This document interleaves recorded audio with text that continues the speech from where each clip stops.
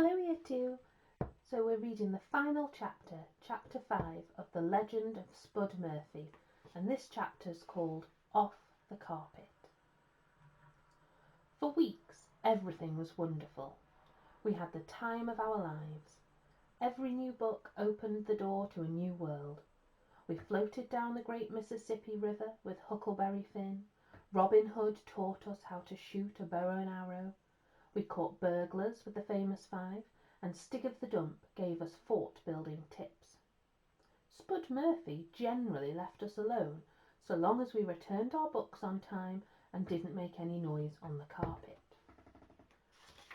A few times she had to show us the shh flashcard, but we never got up to any real mischief, until one Monday we ran out of books to read. We had read everything twice, even the Nancy Drew mysteries.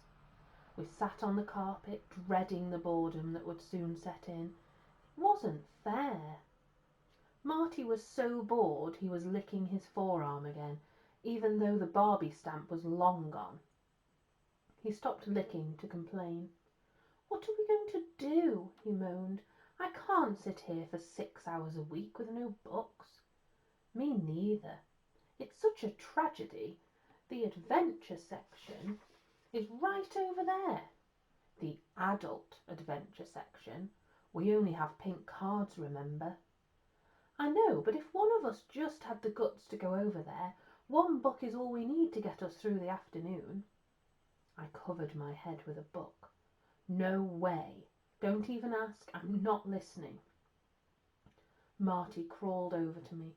"Oh, come on. I can't go. Spud has her eye on me." "But what about the Spud gun?" Marty pinched my cheek. "You're the cute one. If Spud catches you, she'll probably give you a lolly." "No, Marty," I whispered in case Spud heard. "I'll let you breathe my air in the bedroom." "No." "I'll let you hang around with me and the boys." "I don't want to hang around with you." "I'll tell you where Action Man is buried." I gasped. "Action Man is buried?" Marty knew he had me. "Yes. Somewhere in the garden, the big garden.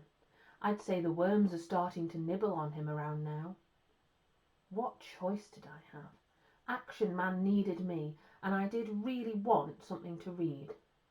"Okay, Marty," I hissed. "I'll go, but only today. If you want a book on Wednesday, you'll have to go yourself." Marty patted me on the shoulder. "That's fair," he said. "Now off you go. I want something really exciting." I put one foot off the carpet onto the wooden floor. It creaked like a bat squealing. In seconds, Spud skated around the corner, her slippers gliding over the polished planks. "Shh," said her card. "Sorry," I whispered. Spud's beetle eyes squinted at us suspiciously, but she continued on to the romance section. "I knew you couldn't do it, chicken boy," said Marty. "Not even when Action Man is counting on you." I stuck my tongue out at Marty. I wasn't beaten yet, not with Action Man buried in the garden. I would show Marty that I was no chicken boy. I stripped off my shoes and socks and tried again. With utmost care I lowered my big toe onto the boards, like a mouse testing a trap. No creak, just beautiful silence. This could work. There were no adults at this end of the library, so I only had Spud to worry about. I took one little step, then one more.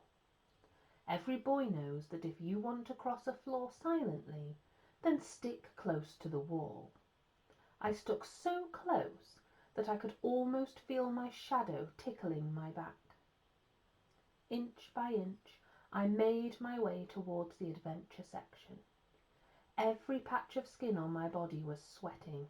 It felt as though my teeth were sweating. What would Spud Murphy do if she caught me? Would I get the stamp or the Spud gun? Spud gun, I guessed. After all, Marty had already received the family warning. A ladder blocked my way, a library ladder with wheels on the top. I needed this ladder to reach the adventure books. Gently I wheeled it along the shelves towards the adventure section. It didn't squeak once. Spud kept her ladders well oiled. I could see the books now, just out of reach. I climbed the ladder slowly, waiting for the creak that would bring Spud running.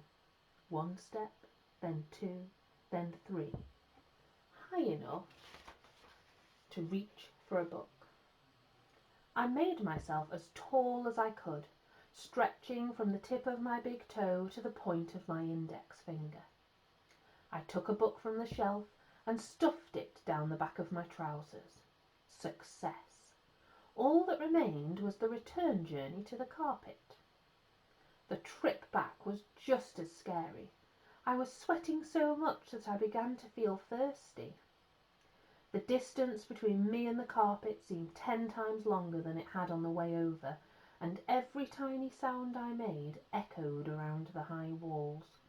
But I couldn't stop now.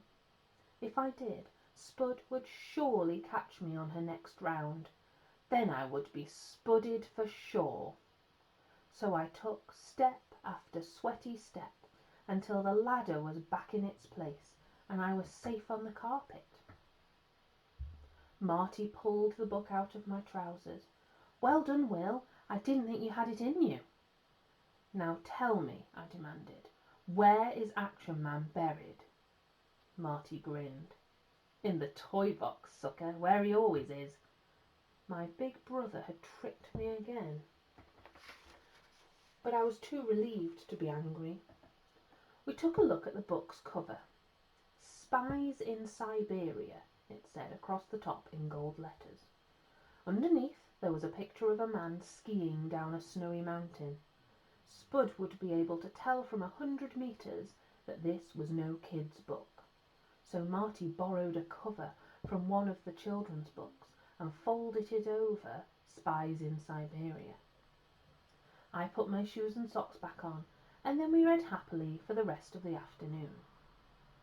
Those spies had a fine time with their fast cars and parachutes and kissing every girl they met. I could have done without the kissing. But the rest was great. It was the first time I had ever been this close to Marty for any length of time without an argument breaking out.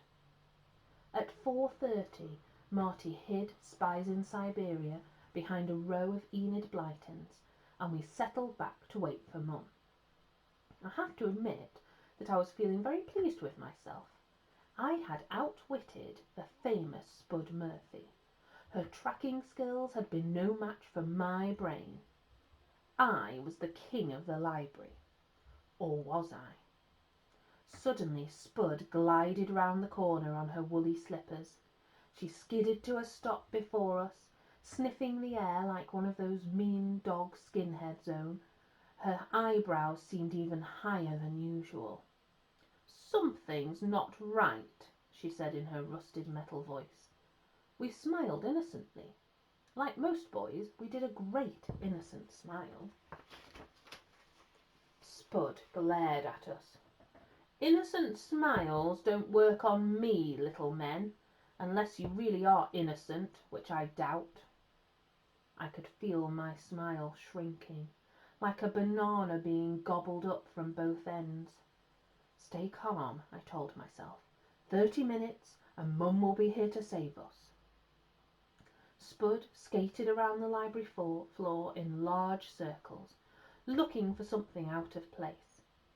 Her eyes flitted across the polished wood like an eagle's searching for a mouse.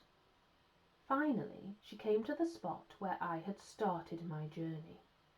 She skated past it. Phew! Then stopped and turned back. Oh no. Something had caught Spud's eye. Something in the exact spot where I had stood. She bent low to the ground and followed my path to the ladder. "Coincidence," whispered Marty from the corner of his mouth. "Don't worry." Spud placed one hand on the ladder, pushing it along the shelves. She stopped at the adventure section. This couldn't be happening. The librarian climbed to the third step and reached out one knobbly finger. The finger pointed to a space on the shelf. "Aha!" she said. I couldn't believe it. She must have some magical powers. I was in deep trouble, the deepest. Spud climbed down and skated over to the carpet. She stopped before us and said 3 words. "Spies in Siberia?" I tried my innocent smile again. "Pardon?" "Spies in Siberia. One of you took it from the adventure section. Hand it over." By now I was too scared to speak actual words. I did manage to shake my head. "No," the sheikh said, "it wasn't me." Marty did a bit better. "I would never ignore library rules and leave the children's section," he said, straight-faced. "That would be wrong, and my parents would be so disappointed." Spud squinted at us through beetle eyes. "So that's the way it is," she said. "Okay then, I want both of you to lie down." We obeyed, and with deft movements she whipped off our shoes and socks. She studied our bare feet and eventually settled on me. "Stand up," she ordered. I did as I was told. Wouldn't you if Spud Murphy was looming over you? Spud tucked her hands under my arms, lifting me 15 centimetres straight up. "I think it was you, William," she said, "because you left a trail." What trail? I couldn't have left a trail. Spud glided over to the wall where I had begun my journey and set me down right on my own sweaty footprints. I had left a trail. All right, a trail of dried footprints. "Now," she said sternly, "hand over Spies in Siberia." I was caught, fair and square. The evidence was against me. What could I do but return the book and beg for mercy? I trudged back to the children's section and took my borrowed book from the shelves. Marty shook his head in disgust. "Shame on you," he said. "How could you break the library rules?" I ignored him, too busy wondering what terrible punishment Spud would inflict on me. "Here," I said, handing her Spies in Siberia. Spud shook her head in wonder. "Why did you do it? Aren't you terrified of me? All the other children are." At that moment I made the best decision of the afternoon.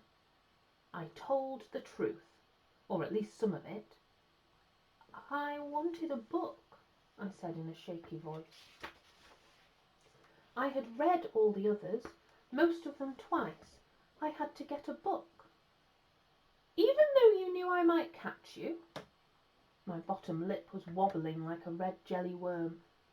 "It was worth the risk." "Right," said Spud. "Stand in front of my desk. I have something for you, and it's not a rubber stamp." Oh no, the gas-powered Spud gun. I was going to get spudded. Time to beg. "But," Spud raised a hand. "No buts. You're going to get what you deserve. Go on, in front of my desk." I walked to the desk, more frightened than I had ever been in my life. This was it, the end of my time as a cute kid. From today on I would be known as Weird Will, the Spud-Face Kid. It was too much. I closed my eyes so I wouldn't see it coming.